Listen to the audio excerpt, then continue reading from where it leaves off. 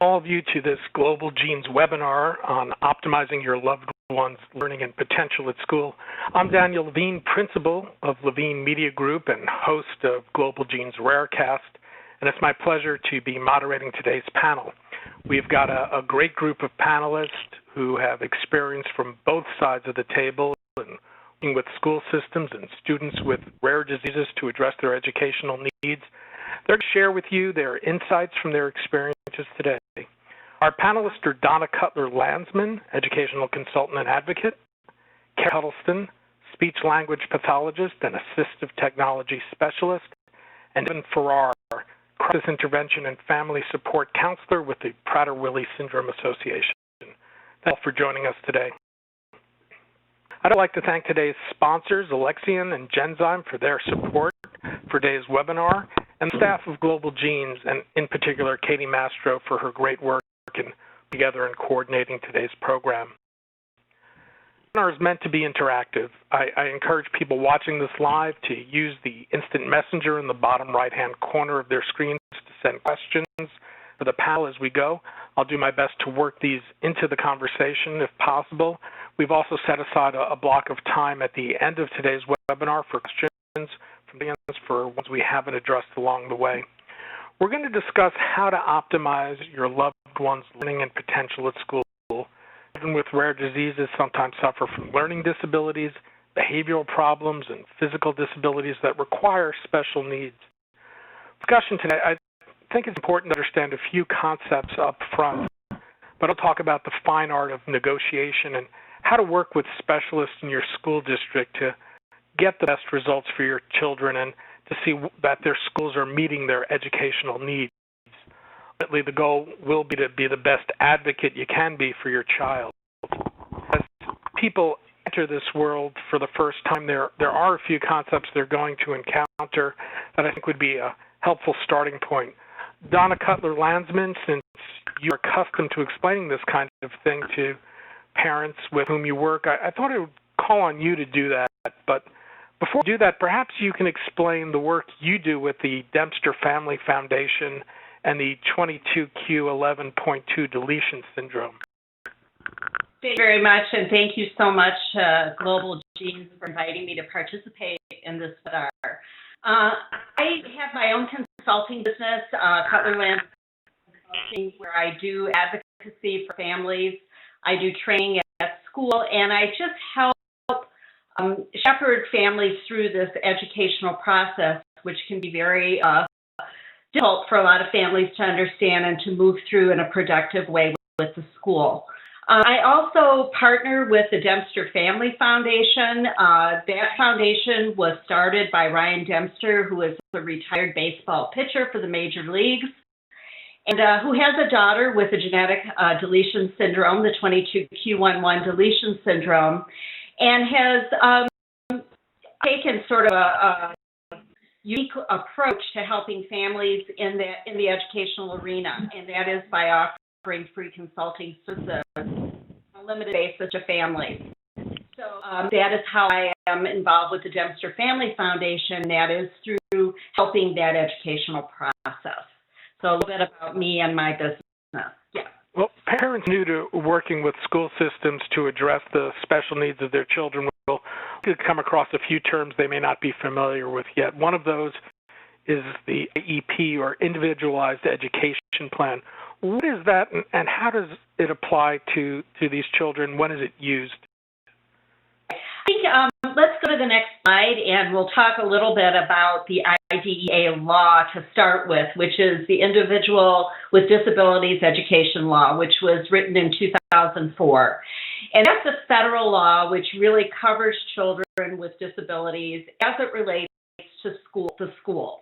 It covers early intervention services, special education, and related services. And it covers really eligible infants. It starts birth to 2 and covers children in the schools from ages 3 through 21.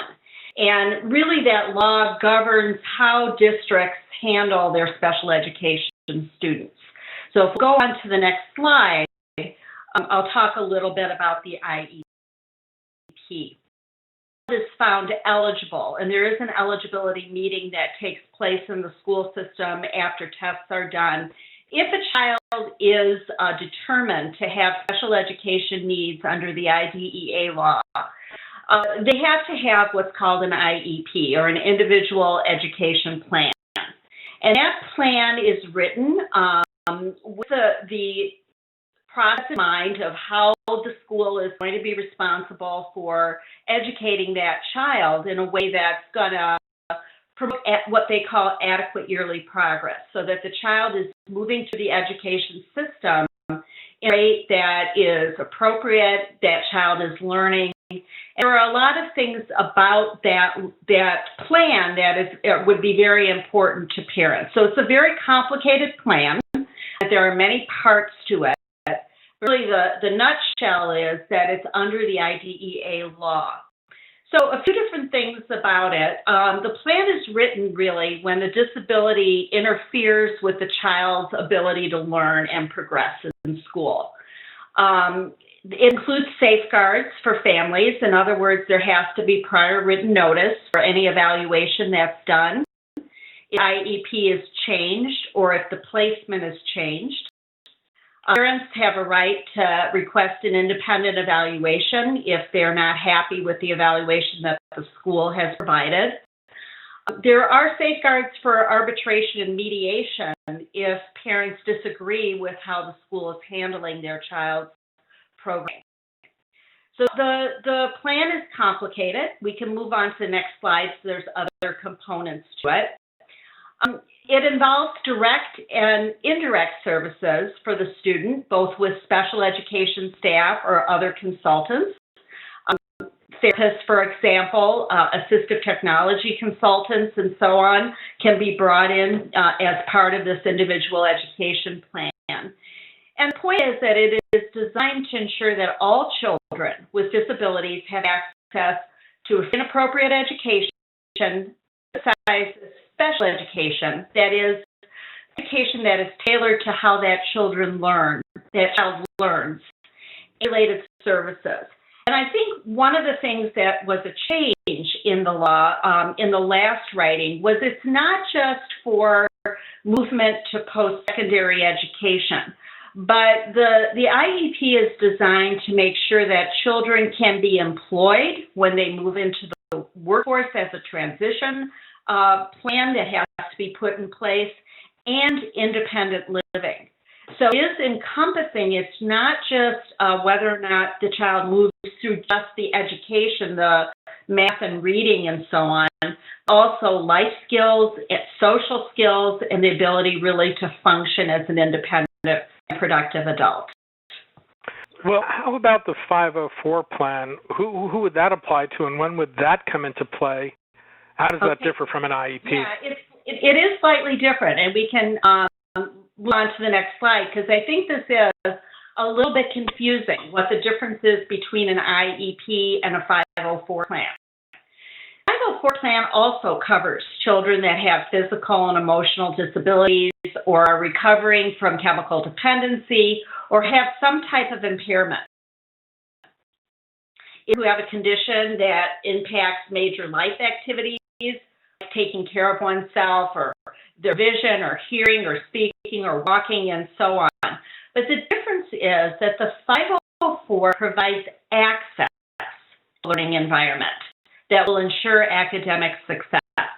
It doesn't actually rewrite the curriculum or provide special educational services. 504s do not actually require written plans, goals, or evidence of growth, which is a big difference. Some schools do include that in a 504 plan anyway, but not required to.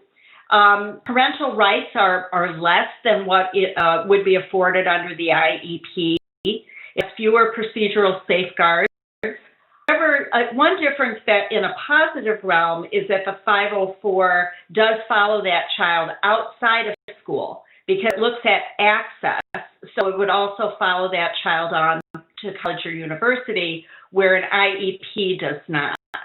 And I think we have one more slide here that will help explain this a little bit more. So you have all children in the classroom in red, and then you have some children with disabilities, and some children with disabilities don't need anything special. They have a disability. It's not something that impacts their learning. They're functioning fine in school. It's not really something that's impacting them in an educational setting. I have children with 504s, and I can give you an example of a child that I had in my classroom. I am a former teacher that had a 504. This is a young lady who had a pretty significant physical disability. She was in a wheelchair. She had difficulty writing. However, cognitively, she was one of my brightest students in the class. Her academic skills were higher than most students that I worked with. This young lady went on to get a law degree. Her disability was more accessing the curriculum. The curriculum itself did not need to be modified. She was perfectly capable of handling the curriculum and making extremely great, adequate yearly progress. With that subset, we have the children covered by IDEA. So that subset, that smaller subset of children that have a disability, have needs like children with a 504 do, however, they need a specially tailored education program in order to learn. So that kind of explains it in a little bit better way. At what point is it best to approach your school system, assuming your child's not newly diagnosed? If you know your child's going to be entering a new school, what's the ideal lead time you need to allow? We'll move on to the next slide. I feel contact the school system immediately. Immediately when you suspect an issue or have a diagnosis that might involve developmental delays. In the group of children that I primarily work with, although I work with children with all different kinds of disability, with the 22q11 deletion syndrome, we know that there's developmental issues with syndrome. So, parents should go right away to the school if they suspect that there's going to be a problem because of what they know about the genetic issue their child is dealing with. Up to 3 programs can be instituted. They cover language, physical issues, adaptive issues, cognitive or thinking issues, and emotional issues. So really, right out of the gate, for some children, the school system can be contacted. In age 3 to 21, maybe it's a little fuzzier. You don't really know whether your child is having trouble. But if they're not performing well in school, if you're seeing emotional issues crop up, if the child's unhappy, they're not wanting to go to school, if parents are finding that they need to supplement what the school is doing quite a bit at home, all parents help their kids with homework, but this is over and above. Child's coming home not really understanding. Or the language is delayed, you're not understanding how they're speaking, it's difficult, their articulation is hard. Really contact your physician and contact the school system if you're suspected immediately, because the district will need to complete an evaluation. And that evaluation, the district has 60 days after a parent contacts them in which to complete this evaluation. So we're talking about 2 full months of completing the evaluation if they're not already in special education. So this is the initial evaluation to get in. So that's quite a long time if you're suspecting that your child is struggling. So I would suggest that parents do not wait too long to contact the school system. Well, when I meet with the school district, how prepared should I be? What or who do I want to bring along with me? To what extent am I going to need to educate the district about my child, my child's condition, and child's special needs? Right. And let's go on to the next slide. And I did put together a slide. For that school meeting is really critical. I know that I'm speaking to an audience of families that have genetic issues. To be quite honest with you, schools do not understand most of these genetic issues. So bringing in the medical documentation and records, it's really important as parents that you are well versed in what your child's disability is. If you can attend meetings go online and watch webinars, read medical journals, or whatever you can, but gather in anything and everything you possibly can about your child's disability and medical issues, and talk to your physician about how those might impact your child in the classroom. If your child has outside therapy, bring outside reports. If you hired a tutor privately, maybe that tutor will accompany you. I attend IEP meetings as an advocate for parents, so you may bring along an advocate that would help explain your child's needs. Maybe the physician would be willing to write a letter or come into the meeting and explain to the school needs. You want to include a list of the areas that you would like covered in the evaluation, the initial evaluation. So think about how your child is struggling. What areas do you feel your child needs help with? Are they very disorganized? Well, that would be the area of executive functioning. You would want that area tested. So what are some of the issues that you're seeing at home with your child that you're concerned about, and make a list of that. Information on your child's disability area, and then I strongly suggest that you collect data over time. So into the school meeting where you just say, well, I don't think my child is doing very well, or I think they're having a hard time with math. It's clear to the staff exactly what you're talking about. However, if you come into that meeting and say something to the effect like, I collected data over the last month, and every night my child is coming home with their math homework, and we're spending close to an hour to 2 hours on the assignment, and on his last set of tests, he gave you scores, and you've collected all that data. You've taken notes, and you have that for the meeting. I think it's more helpful for staff and indicates that there would be a problem that they really need to look into further and hopefully address with some type of special program. I want to remind our audience that they can instant message questions they may have for our panelists as we go, and we'll try to work them into our conversation as best we can or save them for the end. Let's bring Carrie Huddleston into the conversation here. Carrie, who might be sitting on the other side of the table, I'm wondering if you can provide some perspective from a school district's point of view. When a parent approaches you about a new student, what are you trying to determine? What do you want to know? Thanks for letting me participate, Daniel. I'm excited to talk to your audience, and coming from the school district perspective. One thing that I would like to say is, I'm an assistive technology specialist, so I work on a small team of people that serves a very large school district to help meet the needs of kids. And so I like to think of not sitting on the other side of the table, but sitting on the side of the table with the child, because that's what my team does. We advocate for children and their needs and getting them the resources that they help, and helping people to understand how rare conditions or child's disability may impact their education. It's a lot of what we do in our job. But back to kind of what, from a school district perspective, what we're going to want to know, it relates to a lot of what Donna said, actually. The significant medical history and medical needs of a student.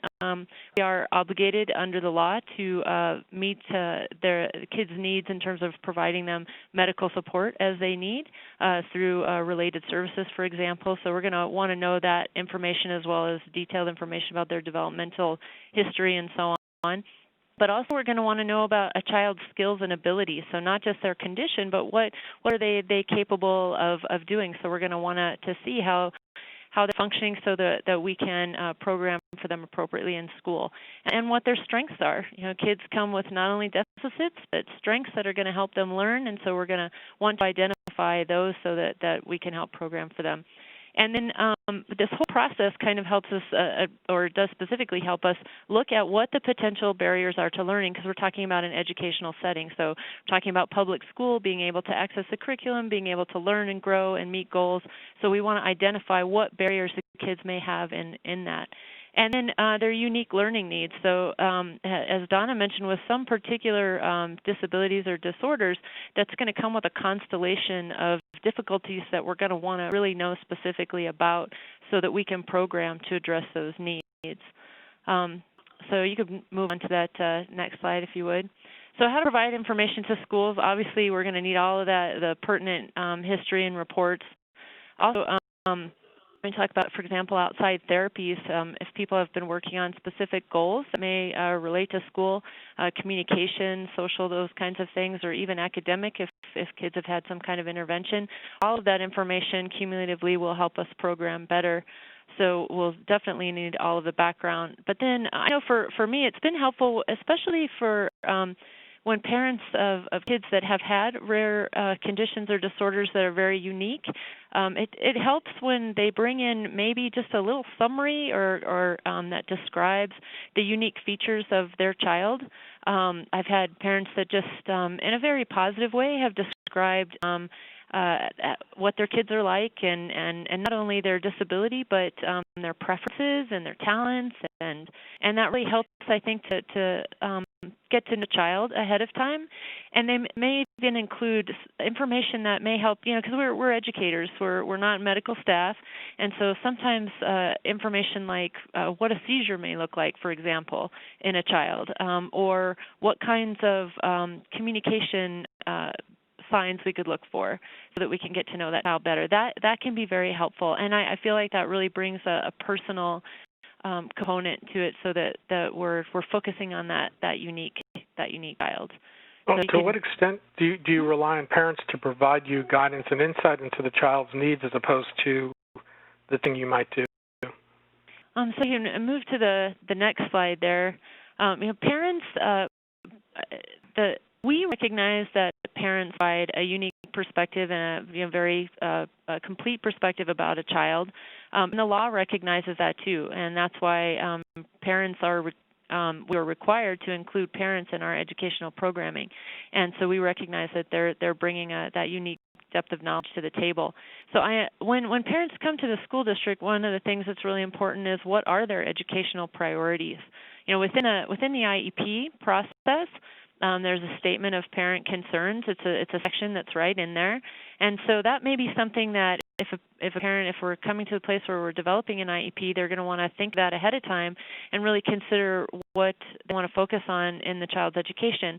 For example, placement might be very important to them. How much of an inclusive setting that they want their child to be able to access and to be able to communicate that to the school. If there's particular social or communication goals that they have, they really want their kids to be able to interact with other kids. If we've got kids with complex needs, for example, and we really want them to be around typical developing kids, that's really something for parents to consider. And then academic goals.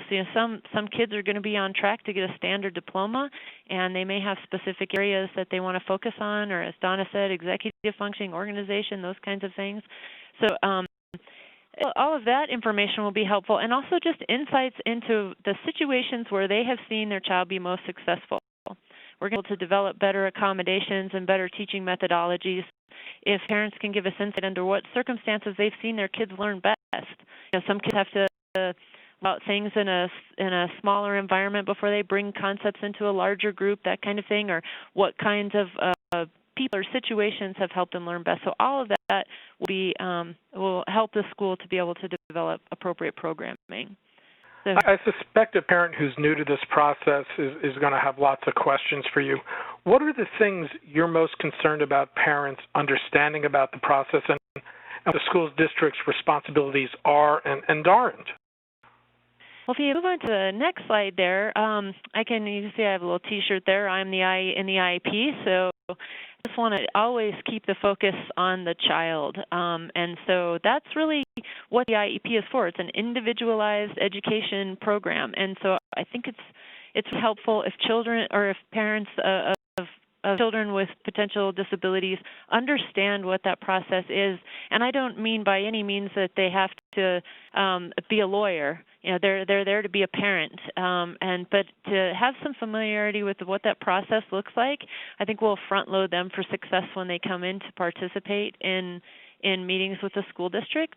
And then, as Donna said as well, to just consider how a child's disability may affect learning and participation at school, because not all disabilities, are going to affect participation, but also school is a different setting than other settings. We're not a clinic. We are public education, and so we really want to consider that within the context of accessing school. And then also for parents to really utilize the IEP process.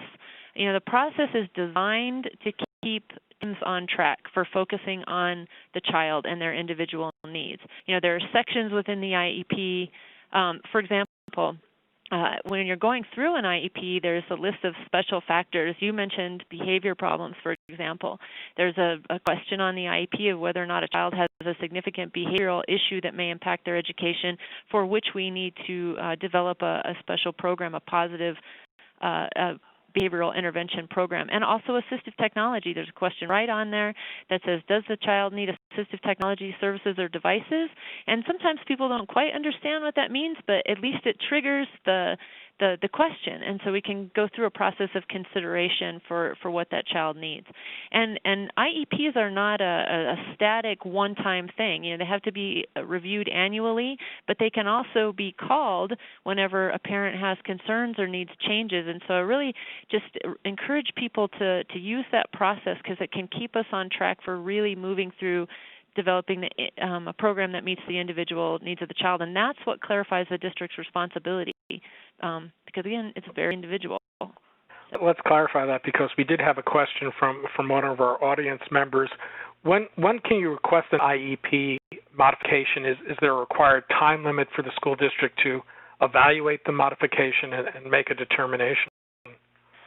You can call an IEP meeting at any time. So it's not the only kind of meeting that you can call. Of course, you can ask for a parent conference. You can ask for just speaking with a child's teacher, or even with administration if you have concerns. But really, calling an IEP can be done at any time. So if you feel like there are things that need to be addressed, or further assessments that need to take place, or progress needs to be reviewed in a formal way, then you can call that meeting at any time. And that's again why I really encourage parents to utilize that process. That there are many procedural safeguards for families, and they can ask that a team come together and review. For example, if a child maybe needs assistive technology, you can certainly utilize the IEP process to look at that consideration. And then that's why I have the cartoon that you see here, just saying that one size does not fit all, that we need to look at the unique individual needs and requirements for that child, and we can do that at any time, especially if parents aren't satisfied, or even the team may call an IEP if we need to make changes to better meet the needs of that student. So is that true for 504s as well? Another audience member is asking. 504, you could ask for a 504, and you can ask for it to be assessed too. I've had a number of people contact me about 504s, you know, throughout my career, and we do provide some support just to help teams, 504 teams, just go through an assistive technology consideration process, for example. But a lot of times you do have an existing 504, just asking that you get together with your counselor or who's ever managing that, you know, to review that and see if there's any need to revise that. Then I'd really encourage people to do that. I'll ask you about testing.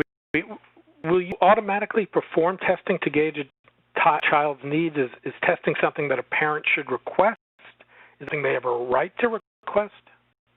So if you go into the next slide, just about evaluation, schools are responsible. So if a teacher has a suspicion, or any staff member has a suspicion that a student might have a disability, then we are under obligation to assess that child. And of course, we do that. We cannot do that without notifying a parent, and we also have to. They also have to give consent to the type of evaluation, the areas that we're going to evaluate. So that's a process, that's a team process. So it's not something that we do without parents, because parents also can ask for an evaluation, and they have a right to request the evaluation. And then school districts need to follow up on that request in a timely manner. And if we go through an evaluation process, as Donna mentioned, parents have a right to disagree with an evaluation if they don't believe that it was adequate. And law also requires that we have child fines. So school districts are obligated to find children who potentially have disabilities, and so there are programs where there are diagnostic teams that help as children that are coming in, and that includes children that are transferring from, for example, early intervention services. So that's through Child Find. So yes, parents can request, school districts can initiate, school staff members can initiate, and then it is a team process to determine the scope of that evaluation. I think it's important to clear about the goal of what you're evaluating. So is the purpose of the evaluation to qualify a student for services? And again, not all kids with disabilities are going to have can interfere with learning, so we want to be clear that the purpose is to determine what interferes with a child's learning and if we need to develop goals and objectives and specially designed instruction to support them. And very, very important to what the scope of evaluation, I think that for people to consider, and I'm saying this from a perspective of working with kids that have very complex needs, and when you're doing an assessment, you want the assessment to give you insight into how you are going to actually program for a child. So if you're doing an IQ test, for example, that's probably not going to give you the information that you need to develop appropriate goals and objectives. And I see this a lot with my kids with very complex disabilities, for example, kids that are limited or nonverbal. A standardized assessment many times is not going to give us the information we need to program effectively, for example, for their communication needs. So we might want to look at more functional evaluation to assist us in determining the right program.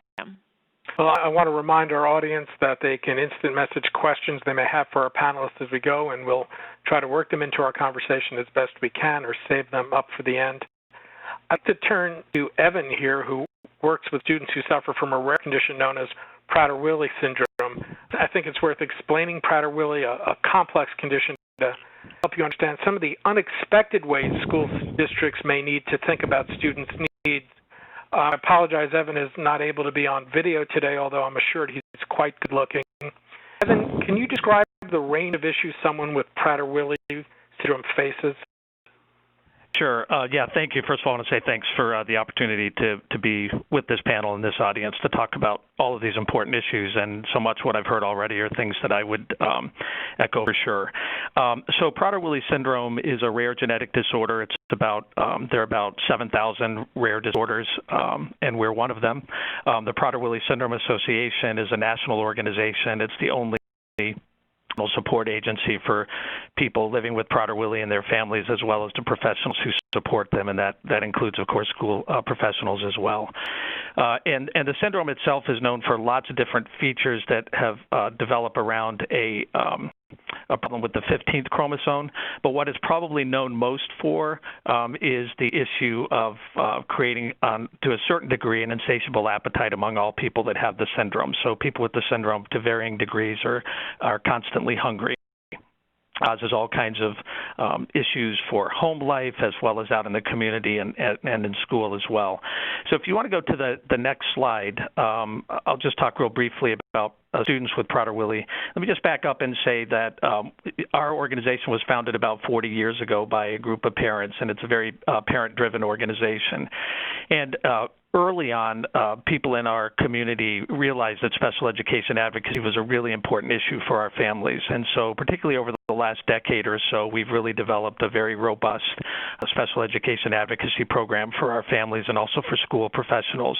We really see ourselves in many ways as kind of a bridge between parents and school professionals to try to help create as much as possible an appropriate learning environment for students with Prader-Willi syndrome. So, much of what I'm going to say today is going to reflect stuff that we've learned over the years and how to help families and school professionals work together on behalf of students. So if you look at the list that I put up, it's just a real brief list, and most of these items are going to be things that will be pretty common for particularly other developmental disabilities. So structure and predictability in the school day, very important. So looking at issues like transition and those type of things and how the schedule functions every day. Staff competencies and commitment really is about, on the part of the school, a willingness to commit to learn about this particular syndrome and how to best serve a student with Prader-Willi. Supervision, which can become a really important issue if a student needs more help in the classroom with a one-to-one paraprofessional. Or perhaps they might be a student that has a tendency to wander or elope from the school facility. Supervision can really help with that. And then the full one on that list, and I'm going to get to the other one, is positive behavioral support. So students with Prader-Willi respond really well to positive behavioral support rather than consequence-based behavioral support, and there's some reasons for that that are part of the syndrome.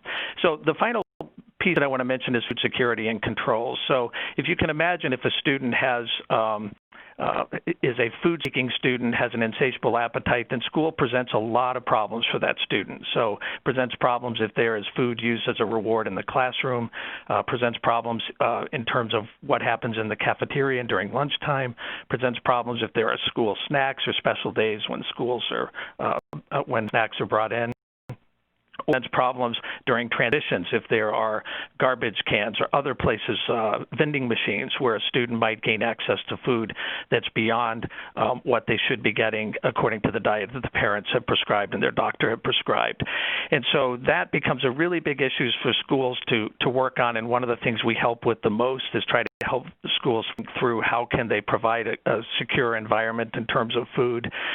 Because if that does not happen, then inevitably that leads to particularly behavioral problems for students with Prader-Willi, from the anxiety that comes from food that's easily accessible, as well as it interferes with learning. So there are a couple really strong reasons that we want to do the best we can on that academically for a student and support-wise. And then there's the medical issue that students with Prader-Willi run the risk of having a binge eating episode where they might literally eat themselves to death, or over a period of time, if they're getting calories that they should not be allowed, then gaining weight over time and developing obesity and the kind of complications that come with that. So it's a real life-threatening issue for a student with Prader-Willi. So for school districts, you know, the behavioral issues, the learning issues may not be all that uncommon, but I imagine a school district that hasn't encountered a student with Prader-Willi may have a hard time understanding the issue of food security. How challenging is it to get a school district to understand such a need and adjust a classroom or other practices accordingly? Yeah, I think it's very challenging because it's definitely not the norm. So it is a special accommodation that a school is making. It's also challenging because if you look at it from the school perspective, part of what they're trying to do through the IDEA is develop independent living skills. And so, of course, sometimes part of that is wanting the child to be able to learn to be part of a cooking class, learn how to handle food, those kind of things. For a student with Prader-Willi syndrome, those are not appropriate activities in general. Now, there can be some exceptions with the individual child, but as a general rule, those need to be looked at really carefully in terms of whether it's appropriate for a child, because the relationship a child with Prader-Willi has to food is not going to change based on willpower or based on just learning some new ways to handle it. This is really a part of the disability. So we just try to help the school understand that on that particular issue, their disability requires a level of control and structure that isn't needed by other students, but is definitely needed by a student with Prader-Willi. So, one of the things you and I have talked about is the fine art of negotiation. In many ways, what we're dealing with here is a negotiation. How should parents think about the folks on the other side of the table? What should they understand to get the type of results they want from their school district? So if we go to the next slide, we can talk a little bit about that. I want to mention one really helpful resource that I really encourage parents to get, regardless of the age of their child, or even if their child's not yet in the school system. It comes from an organization called Wrights Law, which many of you might have heard of, but it's a really great parent advocacy organization, and they have a terrific website, and I put the link here. I would really recommend, and I have it sitting right here by my desk as one of my go-to resources, their book called From Emotions to Advocacy, which covers a lot of the issues that we've talked about already in this presentation, and is really a tremendous resource for every step of the way, every aspect of understanding students' process through the special education system and how parents can best prepare and understand that process.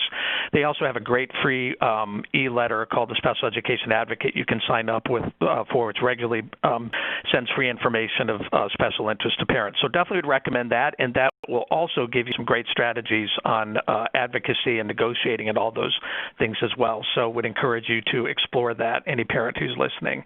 If you go to the next slide. So I think one of the things to remember about the IDEA process is that, as one of the panelists already said, the Congress in creating this law really emphasized the importance of parent participation in this process. However, there is also kind of a built-in conflict in some ways between the parent perspective and the school perspective. And this particular slide, some of those factors that contribute to conflict. So I think it's important to know that, just to know that conflict is not necessarily bad, and it's certainly not unexpected. It's kind of what an IEP team does with a conflict that makes the difference. So in this particular study by a couple of folks who looked at factors that contribute to conflict, they identified several items. So one is a discrepant view of a child or a child's needs, and I think this is most important for a student with a rare genetic condition, for example, because it is much more likely that a school is not going to have had experience with that particular disability, like a disability like Prader-Willi. That's going to be the norm. This means automatically there's an even more exaggerated discrepancy between what a child might need from the school perspective and what they actually need from the parent perspective of knowing their disability. So that's one big issue. Another is just knowledge of how the system works. On the school side, there's more knowledge than there might be on the parent side. There's a lot of confusion about how service delivery happens. A lot of times parents are thinking or given the impression that special education is a place. It's not. It's a set of services that can happen in different places. There are constraints that are budgetary and staffing. So, for example, when I mentioned a paraprofessional for a student, oftentimes that becomes an issue of, is there a budget for that? Even though legally that should not be the question, that often in reality is one of the questions that's asked. There is the issue of evaluating or giving value to the parent's knowledge and input. Oftentimes that it can be discounted from the school side. That can also happen vice versa as well. But I think in a lot of cases, schools sort of think, well, that's kind of the parent information. That's really not important to what we're doing. And oftentimes it is really critical, as panelists have said today, to helping the school perform their job well, to know what the insights are the parents have about their own child. Power imbalance, which if there's any parents in the audience who've gone to an IEP meeting by themselves or maybe with their partner and you've got 15 school people arrayed against you, that can feel like it's a big power imbalance, and a lot of people with PhDs and other things after their names can make it feel a little bit like you're David going against Goliath. Communication is a big issue. Oftentimes I find a relationship between a parent and an IEP team breaks down because the communication's poor. The parent finds out about things too late. They're hearing about it from their child or even another parent, something that happened to their child. So that's a really big issue as well, how communication happens and when it happens and the content. And then the final thing that sort of all of these can add up to is a lack of trust. And when trust breaks down in the relationship, then suspicion arises and everybody questions everybody's motives, and it becomes extremely difficult to resolve conflicts if people have a preconditioned or preconceived notion that the folks across from the table do not have the best interest of their child at heart. What do you tell a parent to do when they disagree with a decision from a school district? What do they do to either document or gather new information or revisit the issue later? Yeah, absolutely. So first of all, I think is to recognize that disagreements are definitely going to happen. And I think when they do happen, the important thing is to, for one thing, to kind of keep an open mind, to listen to what the school professionals are recommending, and to ask them to put in writing what their recommendation is. And oftentimes they will do that. If they can do that, then you have something in writing that the parent then can respond to and can come back with and say, I see what point you're making, but here are some features of my child and their disability that concern me about what you are recommending. And I would typically recommend to a parent that then they go ahead, if it's not a completely unreasonable recommendation, then that the parent go ahead and try what the school is recommending. But within the IEP team, put a limit on how long that trial period is going to go. So maybe say, okay, a month from now, I want the IEP team to revisit this issue and see if your plan is working. If it's working, great. If it's not working, then you've showed an open mind, you've tried it the school's way, and then you can come back with some documentation that shows it's not working, and then say, how about we look at modifying this with what the parent had wanted initially. The other important part about that process is it provides documentation. And so the more documentation you have, the better as a parent, because then if you need to go forward with any type of resolutions like a due process hearing or a mediation hearing, you have your built-in documentation that shows what you did, that you were open-minded and reasonable in your approach, and what you tried to do to help the IEP team resolve the situation. I want to remind our audience again that they can instant message questions they may have for our panelists as we go, and we'll try to work them into our conversation as best we can or save them for the end. We've talked about this in pretty polite terms so far. The reality is school districts will vary greatly in terms of resources and their attitudes about their obligations and their willingness to address the needs of students with rare diseases, particularly given the resource many school districts face. Don, perhaps you've got the broadest purview. How varied are school districts in this regard? School districts vary quite a bit. I work with parents from all over the United States and, in fact, abroad, and there is a wide range of approaches to this process across the school districts. So,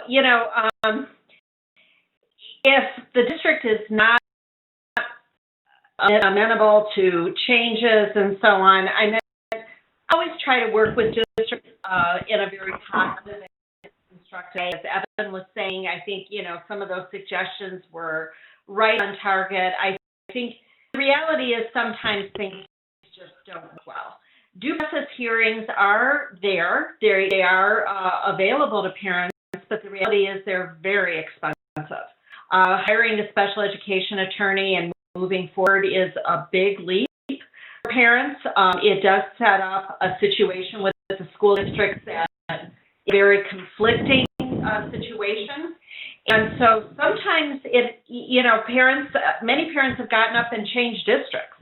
If the district is not able to provide services, one approach would be, it's feasible to change districts. I know in the state of Wisconsin now we have vouchers for education, where it makes it a little easier for parents to move to have their child attend in a different boundary area. But my advice, I guess, would be to work as best you can within the school system. Look at alternate placements, possibly look at ways that the district can change. If you really have your back against the wall, I guess the choice would be either change schools or follow your more legal route with that. It does put parents in a very difficult position. I think parents do also need to be realistic about what the school has the budget for, the resources to provide their child, and it really is a triad. It's the school, it's the family, and it's the child. And I think, although hard, there's not an easy fix sometimes. Okay, how about your perspective from the inside? How much of an issue is resource constraint in addressing the needs of students with rare diseases? Well, I think your audience probably knows that resources are an issue for education in general. And I know here in the state of Nevada, we are amongst the lowest in the entire country in per pupil funding. So, resources are a problem across the board. But I have to say that when there are issues, it isn't so much about resources. Resources can relate to anything: facilities, materials, training, staying. But really at the root of that, I think are many of the things that Evan talked about. For example, just good decision making for kids. I think using that IEP process to make sure that when we're allocating resources, we are doing that wisely, because we've gone through the process to make good decisions for kids. And that may relate, for example, to the kind of teaching methodology that we're using because of a particular way that a child learns, given their condition.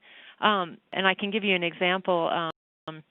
A lot with augmentative communication, and you can resources. Sometimes people think of stuff. For example, an expensive augmentative communication device, and I can tell you that those things can be purchased and they can be paperweights if we don't have the good teaching methodologies that we need to support kids to actually learn to be augmentative communicators. So to me, in my experience, that's what it relates to a lot. And the behavior example that Evan gave, positive behavioral supports are something that we don't need to spend a lot of money to engage in behavioral analysis and being able to support kids to improve their behavior in the way that we know scientifically is best for them. So I just keep that in mind, that it's not always about, big dollar items or staff members, but maybe just the way we're approaching that child and their education. So. Well, in that regard, how much of a gap is there between the requirements of the law to do what's appropriate versus what the parents may want, which is the best for their student? Well, law is actually pretty expansive in terms of how we provide kids with a free and appropriate public education, what they need to access that. I know still a lot of times it does not feel ideal, or it doesn't even feel adequate. But again, I think that from a school district perspective, I hope that what we all do share is the best interest of the child, and a dedication to their education and their success. And if we're not feeling that, if we have that kind of collaboration amongst the team, then I think we need to take steps to improve that, whether that's mediation or whether that's seeking help from knowledgeable people in the district or out of the district, so that we can come together to meet the needs of the child. And sometimes we can design, a beautiful plan and have all these resources, but if it's not implemented with fidelity, that kind of thing, then we run into issues. So I think parents should always feel confident in seeing advocacy from inside and outside the district, so we can make sure that we're meeting the students' needs. Well, Evan, you're the negotiation advocate here. At what point do we go nuclear? At what point does someone want to start thinking about lawyers? Well, let me just take you to the next slide real quick. There was one before that, Kate, I don't know if you can still put up, that I just want to call people's attention to. So this one, I'm not going to go through this all just because of time, but I do just want to say a couple things on this. I think it's really important to try and think like the school. A very helpful negotiating tactic. It's really important to communicate respectfully. I think it's also important to say thanks when something's works. So those are three kind of tips that I think are really helpful, and some others there too. If you go to the next slide, this is where I kind of want to give sort of a dose of reality. It is true that people can go through a due process hearing and can follow a legal path to try and resolve a situation. And I think there are times where that's necessary. And to me, the definition of when it's necessary is when what's happening to your child is damaging them at school, their personality, their academic performance, their health, those things. I think that's when those are battles you have to fight. But I think in a lot of cases, the things we're talking about, if a good relationship is built that can problem solve among the IEP team, then I think we can avoid some of that. And the reason that's important is not just the expense, which has been discussed, but if you look at this slide, which just gives a recent survey of due process hearing decisions, the ones that were published, many are not published because they're resolved. If you look at this slide, you'll see that 58% of those published cases, school districts won completely, 21% the parent won completely, 21% it was a split decision. So about 80% of those cases either go against the parent or they partially go against the parent. So it kind of points to the last phrase on that slide, which is, what does the law say? The law says it depends. The facts are everything. So a lot of times I think on Facebook and other places, people will say, oh, to a parent, you should get a lawyer. I did. It worked. We won the case. That doesn't mean that the case of that particular parent's going to win. So at the end of the day, trying to front-load negotiation and advocacy and problem-solving with the IEP team is going to pay off for the student, which is what matters. And then if you're doing it the right way, then it's going to make it more likely you do have to go to a due process hearing. You're going to have the documentation and the evidence that shows that you tried to make it work with the school, couldn't, and that's going to probably be looked on more favorably by the due process hearing officer in many cases. Okay, I want to turn to questions from the audience here because we're short on time and we've got a number of questions, so try to do this rapid fire in no particular order. I recommend a 504 if a student will need to miss many hours from school for regular treatments but has no developmental delays like the wheelchair student that Donna talked about. They have no trouble in school. Donna, perhaps you can field that. Definitely, if they need to miss a lot of school because of illness, the school has to set up a plan with that child to provide the education and so on. It would depend if that was ongoing, if that was going to happen forever, or if it was a short-lived situation. But obviously, there we're talking about accessing the curriculum.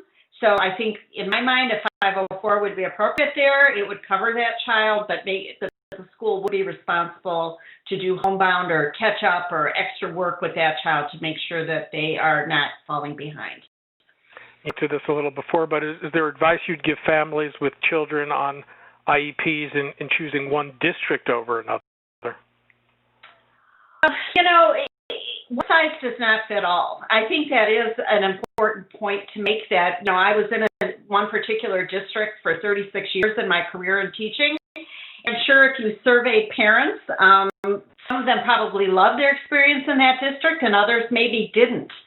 So, you know, there's such you need to look at the individual child. You know, and in my work, what I do with families is we really look at that particular child, their learning needs, and how that matches to the district that child's enrolled in and what kind of options might be available to them. So, you know, shopping districts, it's very hard to visit a school and make any reasonable conclusions about how that school would match. And I do feel very strongly the personnel really matter.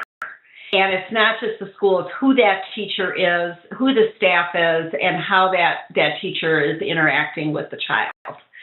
So I've got one more for you. We have an audience member who has a child that's been diagnosed with a rare condition, and know much about how it will impact him in school and how much assistance he'll need.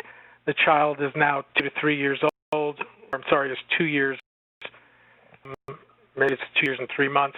So is it imperative to start the process and get an IEP before they know anything, or when should they begin? I think in that case, it's really very little is known about the genetic condition, whether or not it affects them cognitively or how it affects. I think the place I would start would be in the physician's office. You have a good evaluation there to see if developmentally that the child is meeting the milestones. And if they could always contact the school district and request an evaluation, in my mind, I would start with the medical personnel at the age level and just get a feel for how that child is doing in comparison.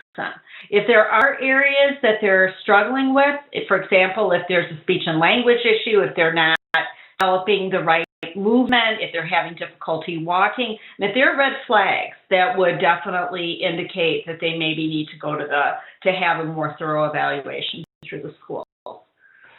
I'll this out to any of our panelists. We have a question from an audience member whose son is a first-year college student.